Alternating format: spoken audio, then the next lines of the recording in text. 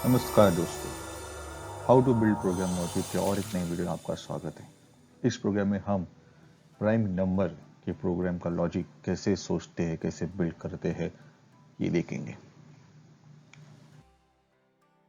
तो इस वीडियो में एग्जैक्टली हम क्या देखने वाले हैं। सबसे पहले प्राइम नंबर क्या होता है, फिर इस प्रोग्राम की लॉजिक कैसे बिल्ड करेंगे, फिर एक एग्जाम्पल लेंगे प्राइम नंबर को आइडेंटिफाई करने का, फिर लॉजिक के स्टेप्स, प्राइम नंबर का एक्चुअल प्रोग्राम और नंबर 7 के साथ ड्राई रन। सबसे पहले प्राइम नंबर क्या होता है। तो प्राइम नंबर एक ऐसा नंबर है जो कि सिर्फ खुद से या नंबर 1 से ही कंप्लीटली डिविजिबल है। कोई और नेचुरल नंबर इस नंबर को पूरी तरह से डिवाइड नहीं कर सकता। तो इस प्रोग्राम का लॉजिक कैसे डेवलप करें, दिए गए डेफिनेशन को फॉलो करें। मतलब इस नंबर को 1 या किसी और नंबर से डिवाइड करने की कोशिश कीजिए। अगर वो डिवाइड होता है तो ये नंबर प्राइम नंबर नहीं है। अगर वो नंबर डिवाइड नहीं होता तो वो प्राइम नंबर है। पर हम इस लॉजिक को थोड़ा इंप्रूव कर सकते हैं क्या, आइए देखते हैं। तो प्राइम नंबर ढूंढने का एग्जाम्पल देखते हैं। नंबर 7 से स्टार्ट करते हैं कि पहले हम 7 को 1 से डिवाइड करते हैं, डिवाइड होता है। फिर 2 से नहीं डिवाइड होता, 3 से नहीं होता है, 4 से नहीं होता है, 5 से भी नहीं होता है, 6 से भी नहीं, और 7 से डिवाइड होता है। तो इसलिए 7 एक प्राइम नंबर है। अब नंबर 25 को लेते हैं। 25 1 से डिवाइड होता है, 2 से नहीं, 3 से नहीं, 4 से नहीं, 5 से डिवाइड होता है। इसलिए 25 एक प्राइम नंबर नहीं है।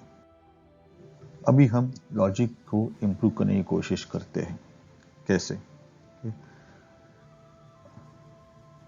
हम नंबर को, जिसे हम चेक कर रहे हैं कि प्राइम नंबर है कि नहीं, 1 से शुरुआत करके उस नंबर तक डिवाइड करने की कोशिश करते हैं। और 1 और उस नंबर के बीच में कोई भी वैल्यू अगर इस नंबर को डिवाइड कर पाती है तो यह नंबर प्राइम नहीं है। पर बजाय कि हम 1 से शुरुआत करके नंबर तक जाए, क्यों ना हम नंबर के हाफ तक ही रोकें। क्या उससे हम ये आइडेंटिफाई कर सकते हैं कि नंबर प्राइम है कि नहीं। चलो देखते हैं। हम एग्जाम्पल लेते हैं नंबर 7 का, और डिवीजन शुरू करते 2 से। 1 से डिवाइड होने वाला ही है, वो तो हमें पता है। जब हम कहते हैं कि स्टार्टिंग की डिवाइजर वैल्यू 2 है, इसका मतलब कोई भी नंबर जो 2 से कम है 7 को डिवाइड नहीं कर सकता, ये हम एक्सेप्ट करते हैं। अभी 4, नंबर 4 है, नंबर 4 7 के हाफ से बड़ा है। 7 का हाफ 3.5 है, 4 उससे बड़ा है। तो 7/4 जो क्वोशंट होगा वो भी 2 से लेस होगा। और एक बात, अगर कोई नंबर के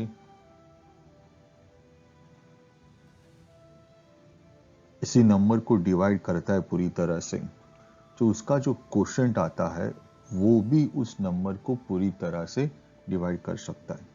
ये बात समझने के लिए एग्जाम्पल लेते हैं।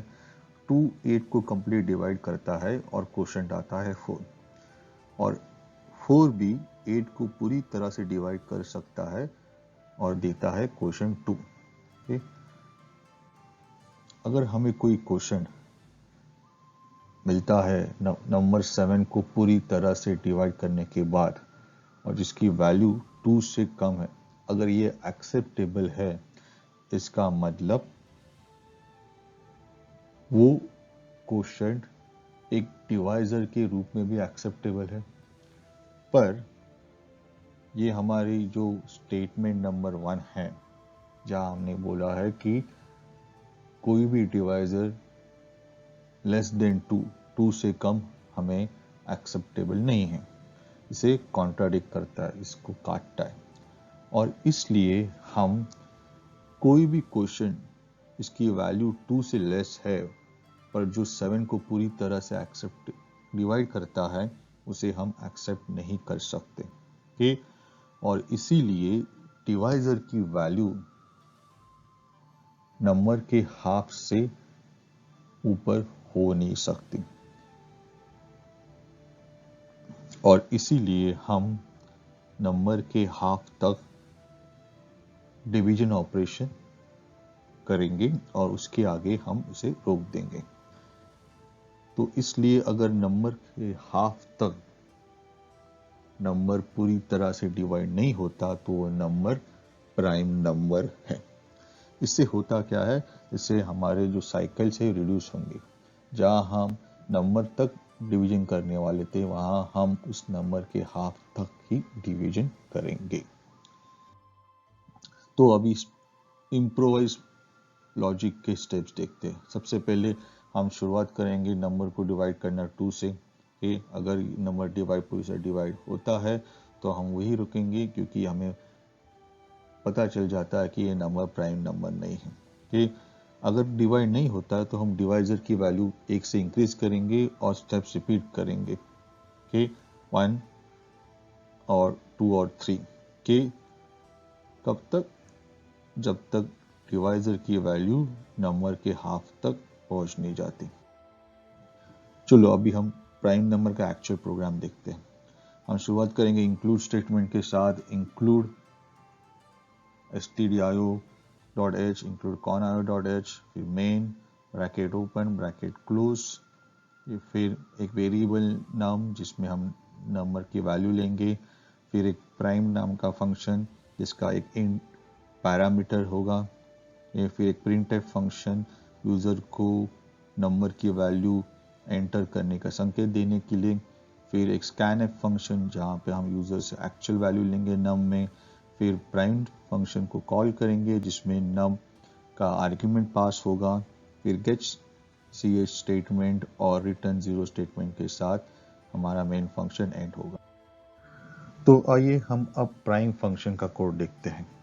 सो प्राइम फंक्शन डिफाइन करना शुरू हो जाता है। उसमें एक पैरामीटर होगा टाइप इंट का और जिसका नाम होगा नम, ब्रैकेट ओपन ब्रैकेट क्लोज, फिर हम और एक वेरिएबल डिक्लेयर करते हैं dvsr जिसको इनिशियलाइज करेंगे 2 को।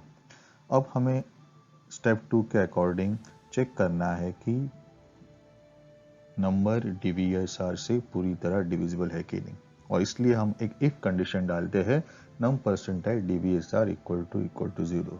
अगर dvsr नम को पूरी तरह से डिवाइड कर सकता है इसका मतलब ये नंबर प्राइम नंबर नहीं है, और इसलिए हमें इस कोड का एग्जीक्यूशन रोकना है और इसलिए हम एक ब्रेक स्टेटमेंट डालते हैं। पर अगर dvsr नम को पूरी तरह से डिवाइड कर नहीं पाता तो इस केस में dvsr की वैल्यू इंक्रीज करनी पड़ेगी और हम उस इंक्रीज dvsr की वैल्यू से वापस से नम को डिवाइड करने की कोशिश करेंगे, और इसलिए ये dvsr प्लस प्लस स्टेटमेंट हमें ये स्टेप्स दोहराने हैं, रिपीट करने हैं, और इसलिए हम एक लूप को यूज करते हैं। हमारे पास एक वाइल लूप होगा कि और जिसका टर्मिनेटिंग कंडीशन होगा dvsr less than num by 2। जब तक dvsr की वैल्यू num के हाफ तक और हाफ से कम है हम ये स्टेप्स ये लूप रिपीट करेंगे। जब dvsr की वैल्यू num के हाफ इक्वल टू हो जाती है या उसके आगे चली जाती है तो हम इस लूप को टर्मिनेट कर देंगे। इसके बाद हम कंडीशन डालेंगे, चेक करें dvsr की वैल्यू यदि num के हाफ के इक्वल टू और ग्रेटर देन है क्या। अगर है इसका मतलब कोई भी वैल्यू dvsr की num को पूरी तरह से डिवाइड कर नहीं पाई और इसलिए ये नंबर प्राइम नंबर है, और इसलिए हम प्रिंट करेंगे नंबर इज प्राइम। पर यदि कोई वैल्यू नम को पूरी तरह डिवाइड कर पाई इसका मतलब dvsr की वैल्यू नम के हाफ तक पहुंच नहीं पाई और उसके पहले ही लूप ब्रेक हो गया। इस केस में ये नंबर प्राइम नंबर नहीं है और इसलिए हम प्रिंट करेंगे else the number is not prime. एक रिटर्न 0 स्टेटमेंट के साथ हमारा ये फंक्शन एंड हो जाता है। अब हम ड्राई रन करेंगे नंबर 7 के साथ कि हम ये मान लेंगे कि मेन फंक्शन को कॉल किया गया और उसमें यूज़र ने num के लिए वैल्यू 7 एंटर की और उसके बाद प्राइम फंक्शन कॉल किया गया। ठीक, तो कंट्रोल आता है प्राइम फंक्शन के पास और उसके पैरामीटर को 7 की वैल्यू मिल जाती है। ओके, उसके बाद dvsr इक्वल टू 2 ये क्रिएट होता है। तो हमारे पास दो वेरिएबल्स है num और dvsr। इसके बाद कंट्रोल चला जाता है while लूप के पास। while की कंडीशन चेक होती है, dvsr की वैल्यू 7 के हाफ से लेस है, इसलिए कंडीशन ट्रू है, इसलिए कंट्रोल लूप के अंदर चला जाता है और वो इफ कंडीशन के पास जाता है जहाँ पे चेक किया जाता है कि num को dvsr पूरी तरह से डिवाइड करता है कि नहीं। कि इस केस में नहीं और इसलिए कंट्रोल जाता है dvsr प्लस प्लस स्टेटमेंट के पास और इससे dvsr की वैल्यू इंक्रीज होती है, तो उसकी वैल्यू बन जाती है 3। ठीक, कंडीशन को चेक किया जाता है, dvsr की वैल्यू अभी भी 7 के हाफ से कम है, इसलिए कंडीशन ट्रू है, इसलिए कंट्रोल लूप के अंदर चला जाता है। कंडीशन चेक होती है कि कई dvsr 7 को पूरी तरह से डिवाइड कर सकता है कि नहीं। आंसर नहीं है और इसलिए कंट्रोल चला जाता है dvsr प्लस प्लस स्टेटमेंट के पास और dvsr की वैल्यू इंक्रीज होके 4 हो जाती है। ठीक, फिर से लूप की कंडीशन चेक की जाती है। अब dvsr की वैल्यू 4 है जो कि num के हाफ के बियॉन्ड है। ठीक, num का हाफ यहाँ पे 3.5 है और dvsr की वैल्यू 4 है और इसलिए इस बार कंडीशन फॉल्स है, इसलिए लूप टर्मिनेट होता है और कंट्रोल चला जाता है लूप के बाद कि पहली स्टेटमेंट इफ कंडीशन के पास। वहाँ पे चेक किया जाता है dvsr की value greater than equal to num के हाफ है। इस केस में यस, dvsr की वैल्यू 4 है जो कि num के हाफ से ज़्यादा है और इसलिए प्रिंट किया जाता है कि ये नंबर प्राइम है। रिटर्न 0 स्टेटमेंट एग्जीक्यूट करने के बाद ये फंक्शन एंड हो जाता है। Friends, if you found this video useful then please like it. Do subscribe to the channel by clicking on the subscribe button. Also share this video and playlist with your friends. Thank you for watching.